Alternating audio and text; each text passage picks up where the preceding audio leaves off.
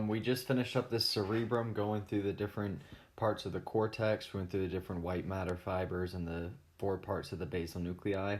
So we're done with this cerebrum, and now we want to move into these other adult brain structures coming from the diencephalon. So thalamus, epithalamus, and hypothalamus. So we start with this primary brain vesicle of the prosencephalon. It differentiates into the telencephalon and diencephalon. That telencephalon will differentiate into the cerebrum. We already took care of that one. So now we're on these diencephalon adult brain structures. So we'll start with the thalamus.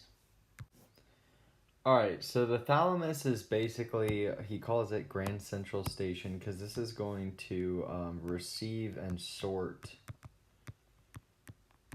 all sensory information before sending it to the cortex.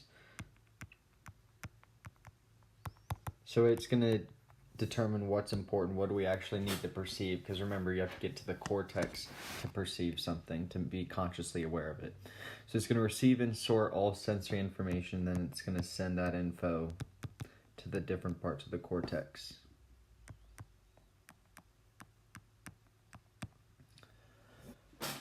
So we say it has several nuclei, so these are going to be clusters of neurons functioning in receiving specific types of information before it sends it up. Alright, next we'll do the hypothalamus.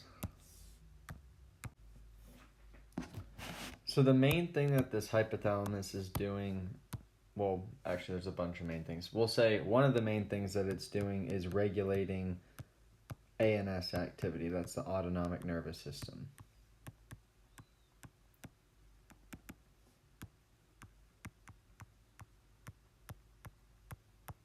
So when we say regulates, we're going to say modifies or changes.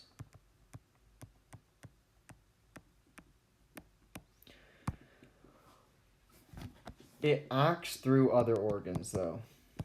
Or we'll say acts through other adult brain structures, and I'll show you what I mean in just a second.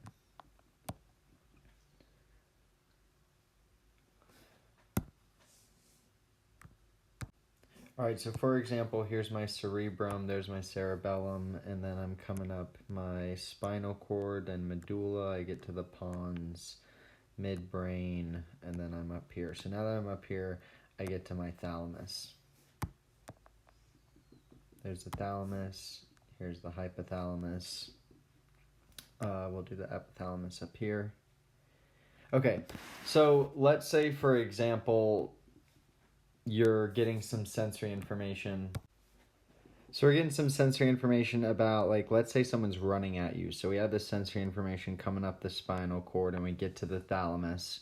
And the thalamus is going to send this up to our visual cortex, so that we can, have a conscious perception of what we're actually seeing, which is someone running at us. But then we have this autonomic component. So we might have a track from the thalamus to the hypothalamus, or maybe we have one from the spinal cord through the brainstem to the hypothalamus. We don't really have to worry too much about exact circuitry routes here, because this is a very superficial, basic understanding of neurophysiology. So let's just stick with the idea that somehow sensory information is getting to the hypothalamus, that someone's running at you. So your autonomic nervous system is going to get ramped up because this person running at you might be a threat. So the hypothalamus is going to say the heart needs to speed up. So the hypothalamus has determined that the heart rate needs to increase. But when we say that it's going to regulate or modify and then act through another adult brain structure, the hypothalamus has taken this information that says, okay, I have the sensory information, we should react by increasing heart rate. So it's going to send a message to the medulla and then saying, hey, we need to increase the heart rate. And then the medulla will send a message down the spinal cord and out a motor neuron. So that's what we mean whenever we say that it regulates this autonomic nervous system activity acting through different brain structures. So most of the time, the hypothalamus is sending a signal somewhere else, telling that thing what needs to be done, and then the motor output will come from that other adult brain structure. All right, so some other things that it does. So we're sticking with the hypothalamus.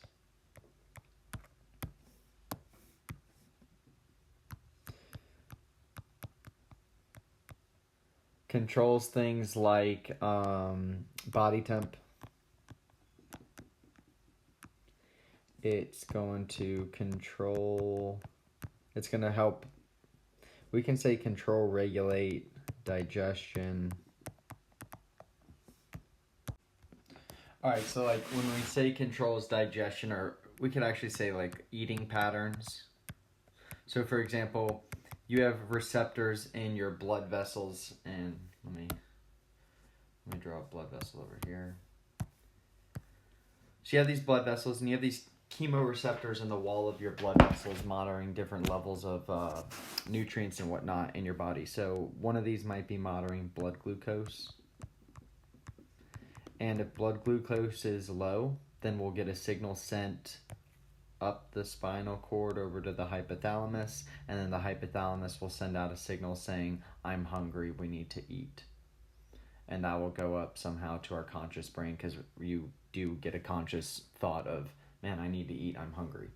So that's how it's regulating some different things like heart rate, like digestion, body temperature. If you have a temperature detector in here, a receptor for temperature, and it says, oh, our blood is too cold, so we're going to send some signals up to the hypothalamus, and the hypothalamus will send signals to the medulla, and then the medulla will send signals through the spinal cord. Actually, cut the medulla out of that one. We'll just say that the hypothalamus is going to eventually get us to start shivering. So we'll talk about a fever next semester, and we'll look at how hypothalamus regulates body temperature. But all right, so I hope these are some good examples that kind of help you understand this thing about the hypothalamus, because I know it has so many different functions, and it's kind of hard to place one function on this thing, because remember, this thing is kind of just sending signals to other brain structures to have effects on the body. Another one we can also say is it plays a big role in regulating hormone release. So you'll see next semester, the first unit is the endocrine system, and we'll take a look at how the hypothalamus is playing a role there. But hopefully this is enough for now. So body temperature, eating patterns, hormone release. And this is how it does it. Okay. So now we'll do the epithalamus. I'm going to do a few more of these autonomic just right. So we have like heart rate, blood pressure, respiratory rate, size of pupils. All this is autonomic stuff, right? So your heart rate is cardiac muscle contracting. Your blood pressure has to do with smooth muscle contraction. Respiratory rate, your lungs have smooth muscle, so that's smooth muscle contraction. Size of pupil, that's regulated by smooth muscle. So all these things, this hypothalamus is going to send signals that's affecting these different glands and different types of involuntary muscle. All right, next is the epithalamus. So the epithalamus sits on top of our thalamus, and in our picture back here, I'll just show it really quickly. Let's clear up some of these lines.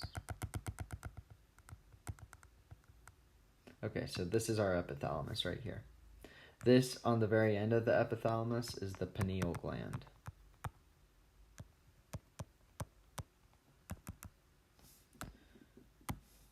So the epithalamus has the pineal gland on the end of it.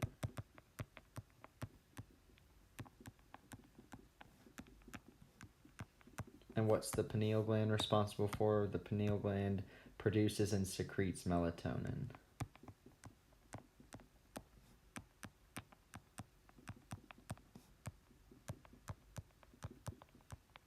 What's melatonin? It's a chemical that makes you sleepy. So when do we get sleepy? What time of the day?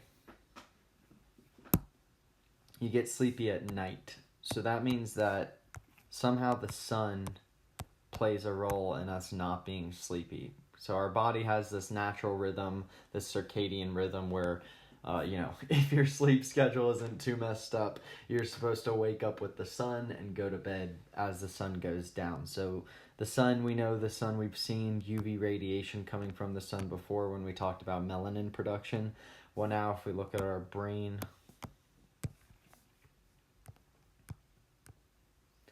these UV radiation is inhibiting these UV rays are inhibiting this pineal gland. So we don't get melatonin produced during the day, which is why you shouldn't be too tired during the day. But as the sun goes down, these UV rays aren't coming through our atmosphere, and the pineal gland starts being activated, producing melatonin. So melatonin can also affect mood. And we'll talk about memory in a few videos, and mood can affect memory. So basically, melatonin levels can affect learning. So if we say melatonin can affect mood, and mood can affect learning. So if you're sleepy, it's probably not the best time to study. So some people like working at night. I personally like working from 7 to 11 p.m. I think that's when I do my best work. But some people say I really don't do well studying at night because I'm so tired, and this melatonin might have a role in that. All right, the other thing the epithalamus does is it's going to contribute to the production of cerebrospinal fluid.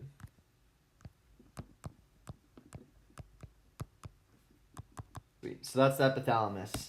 Big thing is playing that role in cerebrospinal fluid, CSF, and then talking about this pineal gland.